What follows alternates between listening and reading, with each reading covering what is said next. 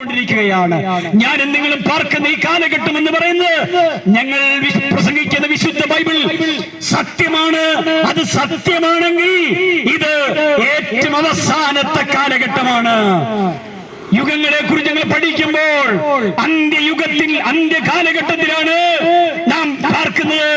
അതുകൊണ്ട് ഒരു മുന്നറിയിപ്പായി വിളിച്ചു പറയുന്നു, രക്ഷിക്കപ്പെടുവാൻ, യേശുവിനെ ഹൃദയത്തിൽ ഏറ്റെടുപ്പാൻ ഇന്ന് പകൽ ഓരോ വ്യക്തികളെ ഞങ്ങൾ ആഹ്വാനം ചെയ്യുകയാണ്.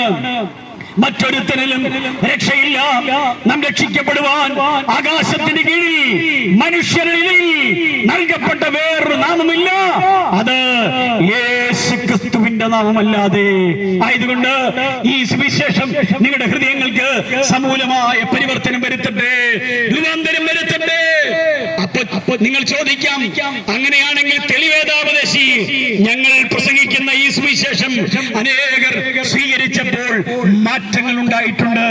1970 കാലഘട്ടങ്ങളിൽ അതിശക്തമായിരിക്കുന്ന പ്രക്ഷോഭങ്ങൾക്ക്, വിപ്ലവ പ്രസ്ഥാനത്തിന് വേണ്ടിയൊക്കെ മുൻനിരകളിൽ നിന്ന് പ്രവർത്തിച്ച വെള്ളത്തൂവൽ സ്റ്റീഫൻ എന്ന് പറയുന്ന 18ഓളം കൊലപാതക കേസിൽ താൻ നേരിട്ടോ അതേ അല്ലാതെയോ സംബന്ധിച്ചിട്ടുള്ള ഒരു വെള്ളത്തൂവൽ സ്റ്റീഫൻ ഉണ്ട്.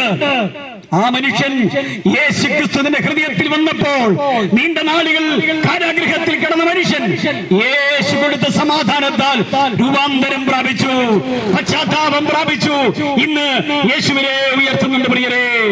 ഇതുപോലെ ഒരു ആശാരി ഉപദേശി എന്ന് പറയുന്ന ഒരു മനുഷ്യൻ ഞങ്ങൾക്കുണ്ടായിരുന്നു. പ്രഗത്ഭനായിരുന്ന ഉപദേശി, തിരുവനന്തപുരം പാറശാലയ്ക്കടുത്ത് ജനിച്ചു വളർത്തപ്പെട്ട മനുഷ്യൻ.